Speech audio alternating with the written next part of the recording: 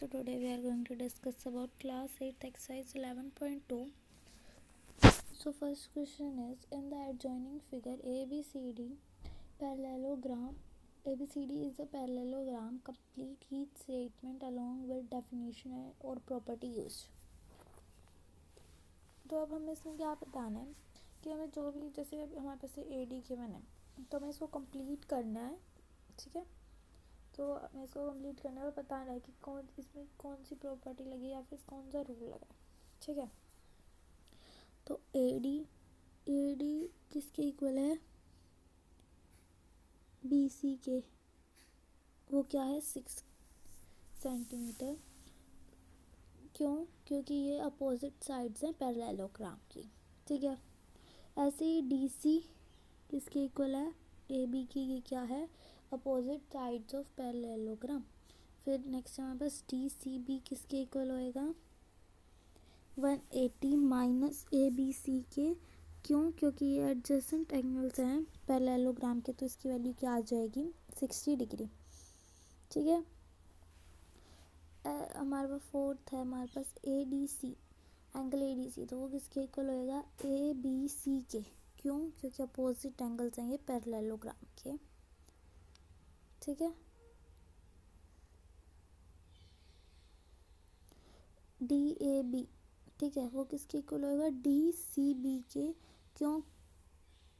क्योंकि वो opposite side angles हैं पैरेललोग्राम के. ठीक है, हमारे पास फिर 6 आता है OC किसके इक्वल होएगा? OA के. क्यों? क्योंकि डायगोनल्स जो होते हैं पैरेललोग्राम के वो बाइसेक्ट करते हैं एक दूसरे को, मीन्स कि हाफ पार्ट में डिवाइड करते हैं. ऐसे ही इसका 7th पार्ट है, उसमें भी यही है. OB इक्वल टू OD, वो कितना होगा? 5 सेंटीमीटर, क्योंकि वो पैरेललोग्राम के जो डायगोनल्स होते हैं वो बाइसेक्ट करते हैं एक दूसरे को. और जो नेक्स्ट हमारे पास M angle DAB plus M angle CDA, वो किसके इक्वल होगा? 180 डिग्री के. क्यों? क्योंकि वो एडजेसेंट एंगल है पैरेललोग्राम के. ठीक है, तो अब इस क्वेश्चन में क्या है कि हमें क्या निकालना है? पैरेललोग्राम में हमें x और y और z की वैल्यू निकालनी है. तो फर्स्ट में हम कैसे निकालेंगे? हमारे पास ऐसा एक पैरेललोग्राम है.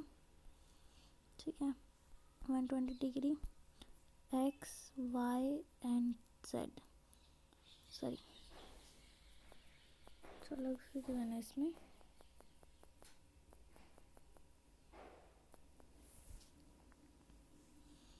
Z X एंड Y, और इसको हम एंगल 1 लेट कर सकते हैं.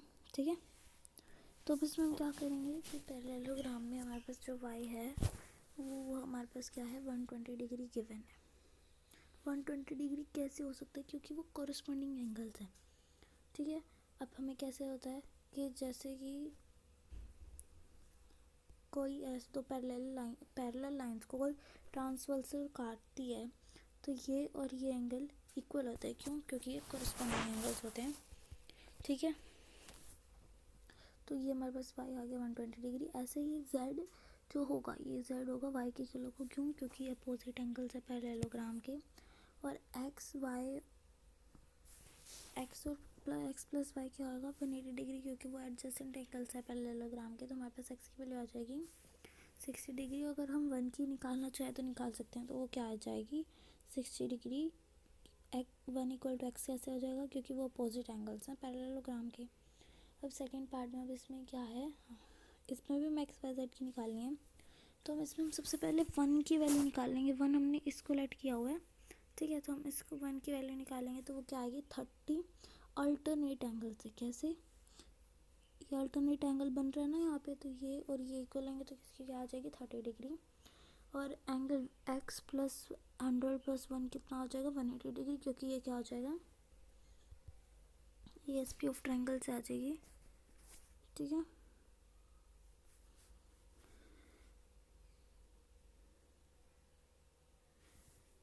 यहाँ पे नहीं सुनी, ये ट्रायंगल बनेगा. ठीक है, तो हमारे पास x की वैल्यू आ जाएगी 50 डिग्री.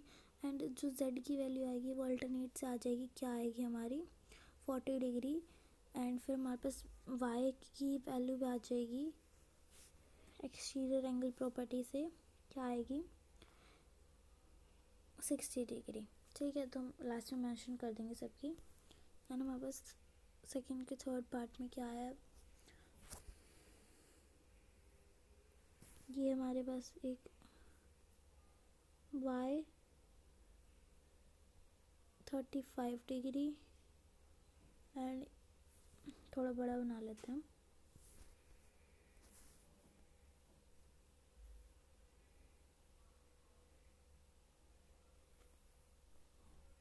या y 35 डिग्री z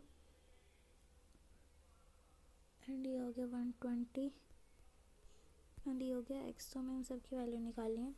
तो ये 120 डिग्री किसके इक्वल होएगा, y के, क्यों, अपोजिट एंगल्स ऑफ पैरेललोग्राम। और ये हमारे पास y की वैल्यू आएगी तो x की कैसे आ जाएगी, angle sum property of triangle से। ठीक है, एंड हमारे पास x की क्या आ जाएगी 25 डिग्री एंड z की क्या आ जाएगी हमारे पास 25 डिग्री। कैसे, यहाँ पे भी अल्टरनेट एंगल बन रहा है, कैसे देखो, ये अल्टरनेट एंगल बन रहा है तो ये और ये इक्वल होते हैं। हमारे पास z की वैल्यू आ जाएगी 25 डिग्री। या फोर्थ में अब हमारे पास क्या है, कैसे आएगा, अब इसमें z जो होएगा वो किसके इक्वल होएगा 70 डिग्री की, क्यों, क्योंकि वो क्या है, ये दोनों इक्वल होंगे, क्यों, अपोजिट एंगल्स ऑफ पैरेललोग्राम। अब इस ट्रायंगल में z, हमने इसको एंगल 1 लेट कर लिया, z प्लस एंगल 1 प्लस 67 क्या आ जाएगा हमारे पास, जो एंगल 1 है इसकी वैल्यू आ जाएगी हमारे पास 43 डिग्री, और एंगल 1 है वो किसके इक्वल होएगा x के, क्यों, अल्टरनेट एंगल्स हैं वो, तो x की वैल्यू आ जाएगी हमारे पास 43 degree. And angle 1 plus angle y कितना हो जाएगा 180 डिग्री, क्यों, क्योंकि वो क्या है, एक लीनियर पेयर ऑफ एंगल्स। यहाँ पे देखो, यहाँ पे, ठीक है, तो ये लीनियर पेयर ऑफ एंगल्स हमारे पास y की वैल्यू आ जाएगी 137 डिग्री। ठीक है,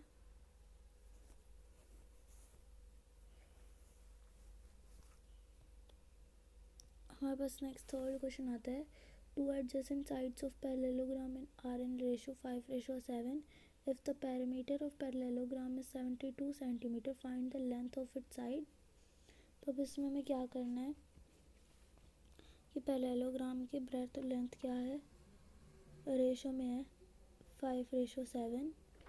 तो हम क्या करेंगे, ब्रेड्थ को हम 5x लेट कर लेंगे एंड लेंथ को 7x। तो हमारे पास पेरीमीटर, हमें पेरीमीटर गिवन है हमारे पास 72 सेंटीमीटर। तो हम कैसे, पेरीमीटर के फॉर्मूला क्या था, 2 इंटू लेंथ प्लस ब्रेड्थ है, क्या है 72 सेंटीमीटर। तो हम 2 को यहाँ ट्रांसफ़र करके 72 डिवाइडेड बाई 2 क्या आ जाएगा 36। एंड हमारे पास क्या वैल्यू आ जाएगी, लेंथ हमारे पास क्या है 5, लेंथ हमारे पास है 7x एंड ब्रेथ हमारे पास 5x। एंड फिर जब हम इन दोनों को सम करेंगे तो क्या आएगा 12x यहाँ पे ट्रांसफर हो जाएगा। तो हमारे पास क्या वैल्यू आ जाएगी 3x की वैल्यू 3 आ जाएगी। फिर हम इन दोनों में पुट कर देंगे 7x 7 × 3 21 एंड ब्रेथ हमारे पास हो जाएगी 5 × 3 15 सेंटीमीटर। ठीक है, तो बाकी के हम क्वेश्चन नेक्स्ट एक्सरसाइज में करेंगे। तो thank you, have a nice day.